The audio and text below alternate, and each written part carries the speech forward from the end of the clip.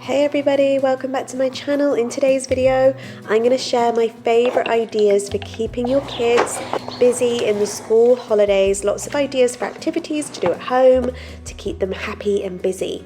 I am starting with fuse beads. I've never done these before. These are going to be a new thing for us this summer, but I got this kit on Amazon and it is a great keep busy activity because it takes ages to do. So your child can create a picture of whatever they like. It actually came with lots of ideas for pictures they could make. They use the little beads and they use the little tweezers to create their picture on this plastic pegboard. Then you just get some of this grease-proof paper, you iron it just for a second and it all fuses together. I really can't wait to do this with Leo. I think he's gonna love it. My next thing is a craft caddy. So we have a craft cupboard where the bits are just everywhere, but I wanted to make a central craft caddy that he can just pick up and take with him if he feels like making something in the school holidays. So I got this amazing storage caddy in Amazon. I've linked it below in the description box.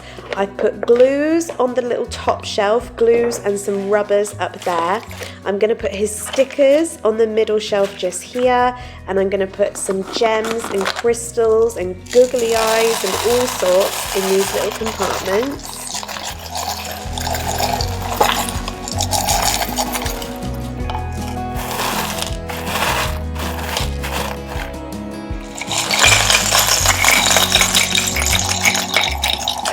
In the bottom bit here, I'm going to put his painting stuff. I've got him this cute little painting set. Again, I will link it for you. And I'm going to put his paintbrushes with it. And I've got him some new glitters as well because he does love glitter. Honestly, I'm so excited to show him this. My favorite thing about it is that it's so compact. Instead of having a cupboard where stuff is everywhere, everything is in one central place that he can literally pick up. You just shut it, I'll show you in a minute, and it has a little handle so he can just literally pick it up and take it to the table whenever he wants to.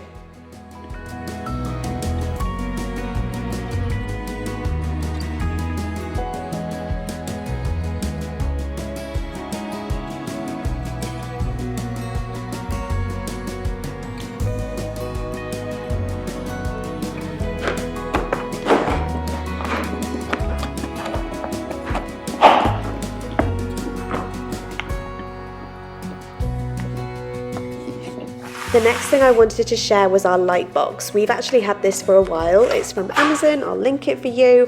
It plugs in here and you turn it on. It has different light settings, but I find the highest light is always the most effective. So this is if you have a child who loves to draw. Again, it's an amazing keep busy activity. You just get a picture, any picture that they want, place some plain paper over the top, and you can trace the picture so easily and so quickly. My 6-year-old does this so well. The pictures that he produces using this are amazing. He loves to do it. It's an amazing I'm bored activity. If I say let's get out the light box, he is always so happy with that. I'm so glad that we bought one. They're not expensive either. I think they're a real investment if you have a little person who loves to draw.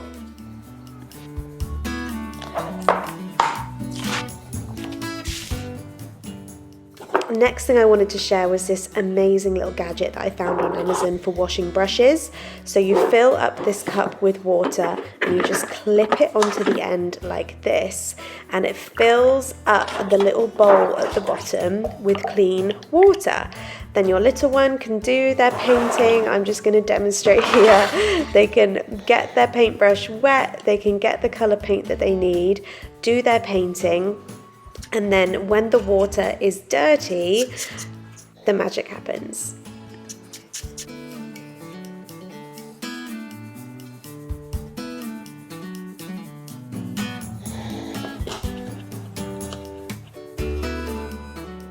So you just press this button, the dirty water disappears and it is immediately filled up with fresh, clean water.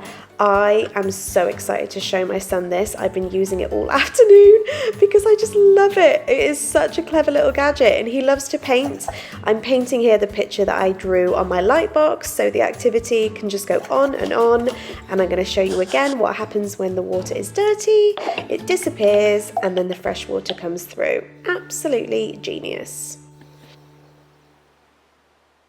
A real favourite I'm bored activity for me is YouTube drawing tutorials. Type in anything your little one is into. If they're into Baby Yoda like mine or Elsa, whatever it is, type in kids drawing tutorial and there are some incredible YouTube channels out there like this one where they show you step by step drawing tutorials so your little one can draw their favourite characters. It keeps Leo busy for ages and it makes him so happy when he sees the end result.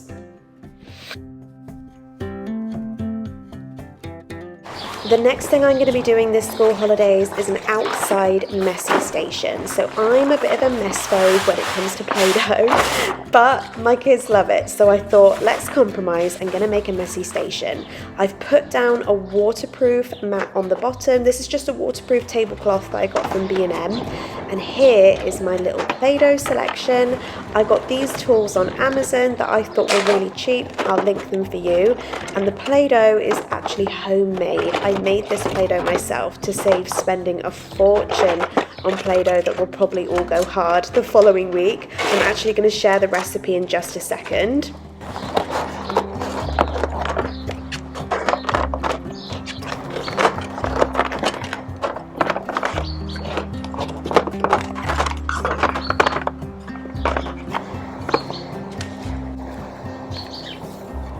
So pause your screens now, guys, if you want to know the recipe for this homemade Play-Doh that I made. It was really quick and simple. I just love the fact that this outdoor messy station can be there at all times. I don't have to keep packing it away. It can just be there when the boys want it. Everything can get put away into that little storage box.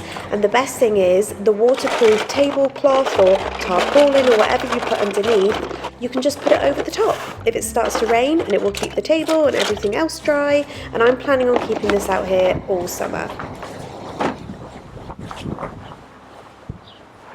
The next tip I wanted to share is starting a toy rotation. We are all guilty of having way too many toys. So upstairs, I have put some of Cooper's toys away into these storage boxes.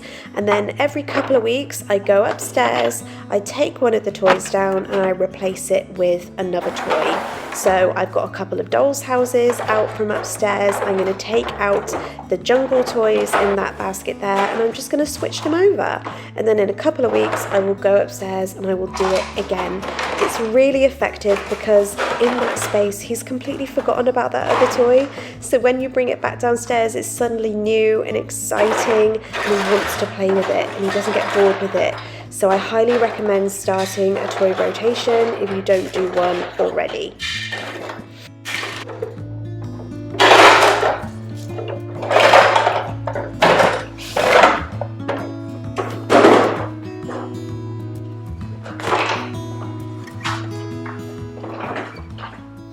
Now this one I actually used to use back when I was teaching. These are great. These are Lego building challenge cards. So as you can see, there are pictures of various creations made with Lego and your little one has to copy it and make it exactly the same.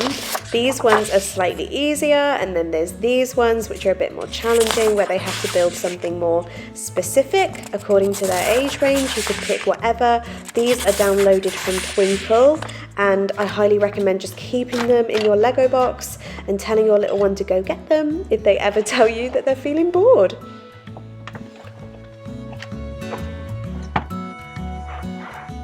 Most of these activities have all been based around fun and creativity, but I know lots of you want to know about learning ideas you could do over the summer. So this is my son's writing book that he started, well, when he was in reception, and you can easily do something like this. I just stick in a picture a day of things that he's interested in or photos of himself, and he just writes a sentence to go with it. It's so quick and simple, but it's really special, and I love the fact that I've got a couple of these going back to when he was just tiny. If you did want to make sure that you're doing writing over the summer, then getting a book like this and sticking in some pictures for your little one might be the key. Make sure you give them some sounds as well in case they need them when they're spelling. Also, go to the library. Our library every summer does a summer reading challenge. We go down, we rent the reading books from the library. It's completely free. And when he finishes the summer reading challenge, he gets a medal. We've been talking about it already and he can't wait to do it. So check out your local library to see if they do a reading challenge, or if not, just take out some books. But guys, I hope you enjoyed this video. Please ask any questions below and I'll see you in my next one.